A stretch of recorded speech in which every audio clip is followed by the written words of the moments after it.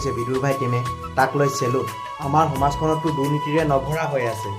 এই কথা আপুনিও জানে, ময়ো জানো, কিন্তু আমি কি কৰিব পাৰোঁ? একো কৰিব নোৱাৰোঁ। টকা থকা সকল সদায় ওপৰত, যাৰ টকা নাই তাৰ সদায় দুৰৱস্থা। এই কথাবোৰকে সহজ ভাষাত ফুটি উঠিছে চিনেমাখনত। সেইবাবে আপোনালোকে চাবলৈ যাব বুলি এবাৰ আশা কৰিছোঁ। বহু মাথা ডাঙৰ মানুহৰ চৰিত্ৰবোৰ গম পাব, যি আপুনি মই সহজতে এইবোৰ কথা গম নাপাওঁ। আমি সকলোবোৰ ভুক্তভোগীয়ে, আমিয়ে ভুগি আছোঁ এইবোৰ সমস্যা কথাটো বহুত ক'লোঁ। চিনেমাখনৰ মূল উদ্দেশ্য হৈছে হহা আৰু কন্দা দুইটাই। গতিকে ভিডিঅ'টো ইমানখিনিলৈকে আপোনালোকে চালেই যিহেতু, গোবিন মহন্তৰ গান অলপকে শুনি লওকচোন।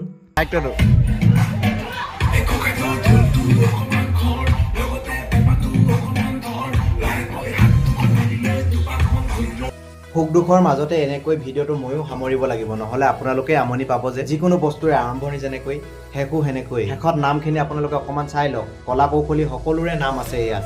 চিনেমাখনত থকা সকলোৰে চৰিত্ৰবোৰ অপূৰ্ব হৈছে। আৰু অলপ চাব মন আছিল, কিন্তু পাৰ্ট 2 আহিব চাগে। ওলাব মন নগ'লেও কি হ'ব, ওপৰত কিন্তু বৰ বেয়া শব্দ এটা লিখা আছে। ডিব্ৰুগড় টাউনত মানুহবোৰ ওলাই আহিছেহে চাগে এতিয়া বজাৰ কৰিবলৈ বুলি। আমাৰ গাঁৱততো ইমান দেৰি শুই নিপাল দিলে চাগে, উঠিবই হ'ব অকণমান দেৰি পিছত। খেতি পূৰা ছিজন চলি আছে যে।